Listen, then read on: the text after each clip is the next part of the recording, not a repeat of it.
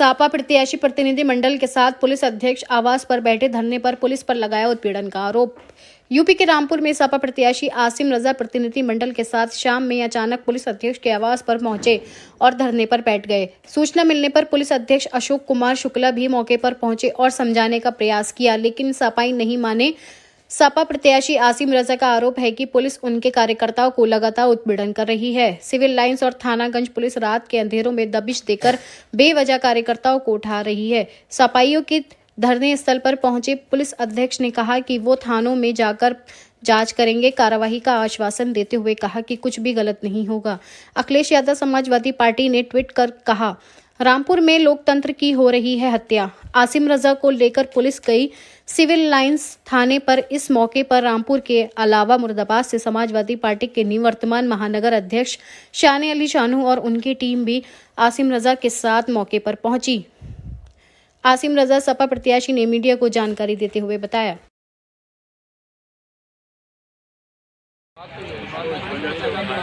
Samajwadi party का कार्यकर्ता है।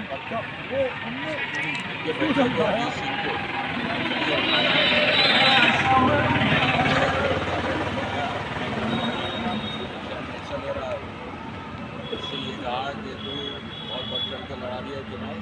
कल हमारे क्या कराया था, कल तो चुनाव है, पार्टी अभी से किया गया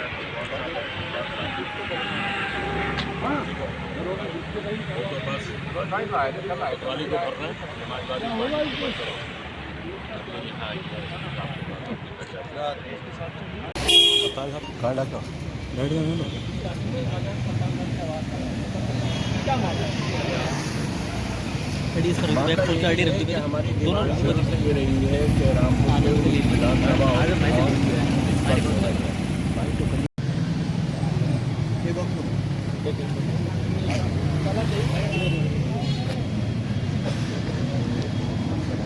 कायदे से आ रहे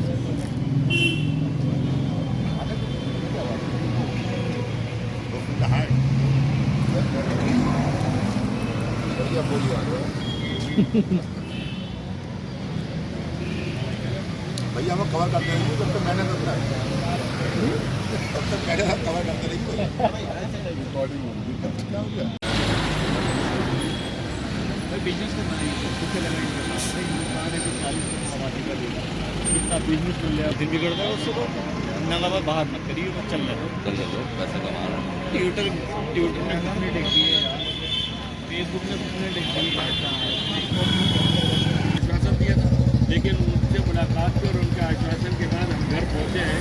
1 घंटे के बाद ही ये खबर आ गई कि पुलिस का छापा फिर हमारे चीफ इलेक्शन एजेंट के घर पर पड़ गया और लोगों के घरों पर पड़ गया और पुलिस की ये कार्रवाई जारी है। और महिलाओं के साथ पुलिस से तोड़े हैं। हम चुनाव आयोग से 15 दिन से शिकायतें कर रहे हैं, हमारा डेलीगेशन मिल चुका है, कोई कार्रवाई नहीं हुई है।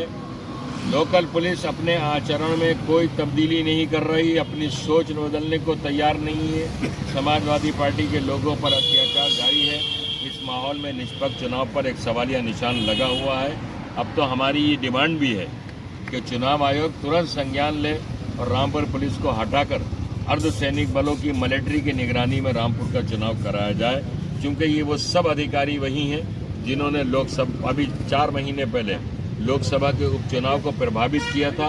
और अब मात्र नगर में मात्र 24% पोलिंग हुई थी और हिंदुस्तान में रिकॉर्ड बना कि ऐसी घनी आबादी के बूथों पर मात्र 9% से 20% पोलिंग शहर के 75% मतदान केंद्रों पर हुई थी।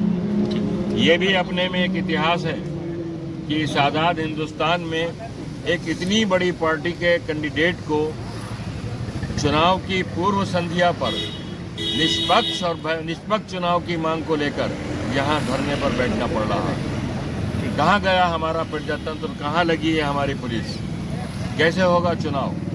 चुनाव आयोग इसका तुरंत संज्ञान ले और इस माहौल को बदले और तुरंत कार्रवाई करे।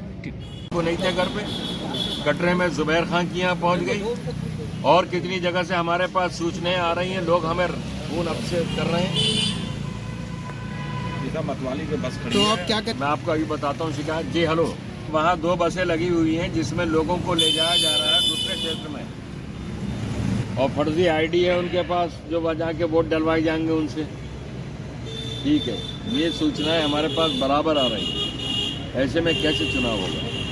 तो आप क्या मांग करते हैं चुनाव आयोग से? चुनाव आयोग से मांग करते हैं कि पहले तो मिलिट्री लगाई जाए, पुलिस को हटा लिया जाए, और जितने यहाँ पुलिस अधिकारी हैं जो ये तमाम रणनीति बना रहे हैं, साजिशें कर रहे हैं समाजवादी पार्टी के खिलाफ, उनको अपने पदों से मुक्त किया जाए। और ये निष्पक्ष चुनाव मौजूदा पुलिस की मौजूदगी में संभव नहीं हो सकेगा। हम चुनाव आयोग से 15 दिन से शिकायतें कर रहे हैं, मेल कर रहे हैं। हमारा पार्टी का डेलीगेशन लखनऊ में चुनाव अधिकारी से मिला भी है, लेकिन अभी तक कोई कार्रवाई नहीं हुई है। हम निष्पक्ष चुनाव चाहते हैं चुनाव आयोग से। तो किस किस अधिकारी पे आपको लगता है कि ये सब जितने भी थाने के प्रभारी हैं, CO सिटी साहब हैं, और सब लगे हुए इस काम में कि किसी न किसी तरह बीजेपी की सीट जिता दी जाए। कप्तान साहब के बंगले के बाहर बैठे, कुछ मुलाकात हुई उनसे? कप्तान साहब आए थे, उनको हमने अपनी बात बता दी। क्या आश्वासन दिया उन्होंने? वो आश्वासन देते धरातल पे तो नहीं आता, जमीन पे आना चाहिए। जमीन पे नहीं आ रहा। अभी भी हमारे कितने कार्यकर्ता थानों में बंद है। अब अगला कदम क्या रहेगा? कोई उनके ऊपर मुकदमा नहीं, कुछ नहीं। जितने हमारे फ्रंट लाइन कार्यकर्ता हैं जो जिनके ऊपर कल के इलेक्शन की जिम्मेदारी है, वर्कर हैं, जिनको बस्ता दिया गया है, बिस्तर पर बैठने वाले हैं, मोहल्ले में एक्टिव हैं, वो सब उन सबों के घर पुलिस गई है। और बहुत लोग अभी थानागंज में मौजूद हैं, थाना कोतवाली में मौजूद हैं। वोट के थाने में ले जाकर शहर के लोगों को रख दिया गया है। थाना सिद्धार्थनगर और थाना पटवाई में मौजूद हैं, और SP साहब के आश्वासन के बावजूद अभी तक उनको छोड़ा नहीं गया।